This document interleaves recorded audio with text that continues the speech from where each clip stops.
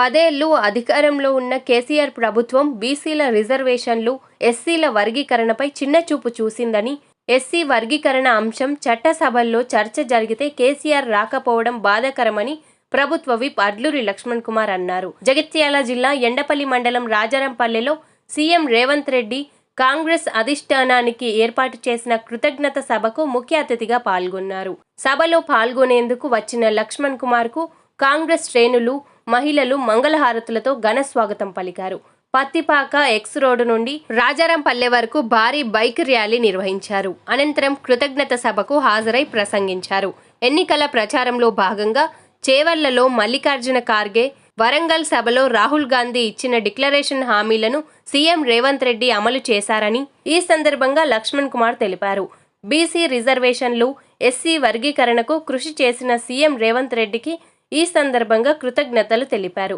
కష్ట సుఖాల్లో తన వెన్నంటి ఉన్న నాయకులు, కార్యకర్తలకు కృతజ్ఞతలు తెలిపారు.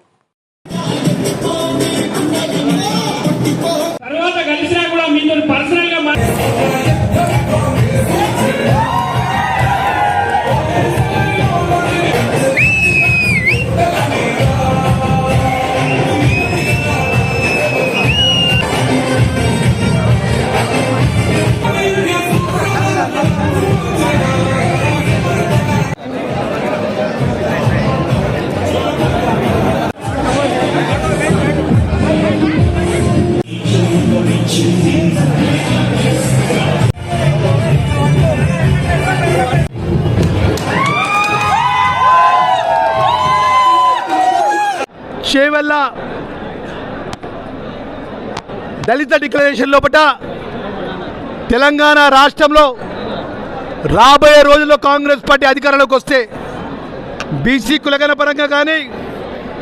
ముఖ్యంగా దళిత వర్గానికి సంబంధించినటువంటి మాదిగా ఉపకుల వర్గీకరణ విషయం లోపల సుప్రీంకోర్టులో ఉన్నటువంటి అంశం లోపల రాష్ట్రంలో కాంగ్రెస్ పార్టీ అధికారంలోకి వచ్చిన వెంటనే సుప్రీంకోర్టులో ప్రభుత్వం తరపున మా నివేదిక పంపిస్తామో, అదేవిధంగా ఏదైతే మల్లికార్జున ఖార్గే, రాహుల్ గాంధీ గారు ఇచ్చిన మాట, గౌరవ ముఖ్యమంత్రి వర్యులు ఇంద్రమ్మ రాజ్యంలో ప్రజాపాలనకు అనుగుణంగా ప్రజలకు ఇచ్చిన మాట భాగంలో గౌరవ ముఖ్యమంత్రి వర్యులు బీసీ కులగణ ద్వారా 42% శాసనసభలో చట్టాన్ని చేసే విషయం, సభలో ఆమోదం తెలిపే విషయంలో ముఖ్యమంత్రి వర్యులు సభా నాయకునిగా ప్రవేశపెట్టి, అదేవిధంగా వర్గీకరణ విషయంలో గౌరవ సుప్రీంకోర్టు ఇచ్చిన జడ్జిమెంట్ను అమలు చేసే విషయంగా 6 నెలల లోపలనే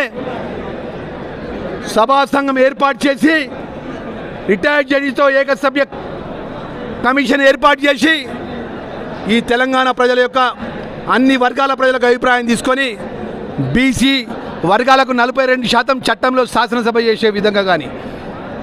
ఎస్సీలకు సంబంధించినటువంటి కేటగరైజేషన్ ఎస్సీ వర్గీకరణ విషయంలో ఏదైతే 30 సంవత్సరాలకి ఉన్నటువంటి అంశాన్ని చట్టం చేసే విషయంలో ఈరోజు వర్గీకరణ విషయంలో వారి యొక్క అభిప్రాయం తెలిసిన విషయం లోపల గౌరవ రాహుల్ గాంధీ గారికి, మల్లికార్జున ఖార్గే గారికి, గౌరవ ముఖ్యమంత్రి వర్యులకు, అదేవిధంగా మంత్రివర్గ గారికి పెద్ద ఎత్తున వేలాది మంది ప్రజల సమక్షం లోపల ధర్మపురి ప్రజల లక్ష్మణ ఆశలతో వారికి కృతజ్ఞత సభ ఏర్పాటు చేయడం జరిగింది. ఈ 42% బీసీలకు సంబంధించినటువంటి చట్టం ద్వారా అమలయ్యే యొక్క ఫలాలు కానీ, ఏదైతే ఏబీసీ ద్వారా వర్గీకరణ దళిత మాదిగ ఉపకులాలు జరిగే ఫలాల విషయంలో కానీ ముఖ్యమంత్రి యొక్క చొరవ మరవలేనిది, చరిత్ర పుటాల లోపల నిలిచిపోయే విధంగా ఏదైతే ఏఐసిసి నాయకుల యొక్క మాట అమలు చేసినటువంటి నిర్ణయాన్ని, ముఖ్యమంత్రి యొక్క చొరవను ఆ శాసనసభలో ప్రత్యక్షంగా ఆ శాసనసభలో ఆ ఒక ఏదైతే నిర్ణయం జరిగేటప్పుడు శాసనసభ్యుడిగా నేను ఉండడం అన్నది నా ధర్మపురి ప్రజలు ఇచ్చినటువంటి అవకాశం. ఆ లక్ష్మణ సరస్వామి పెట్టినట్టు భిక్ష, ఆ రాజ్యాంగ నిర్మాత అంబేద్కర్ పెట్టిన భిక్షగా నేను ఆ సభలో కూర్చోవడము, ఆ సభలో మాట్లాడము నా పూర్వజన్మ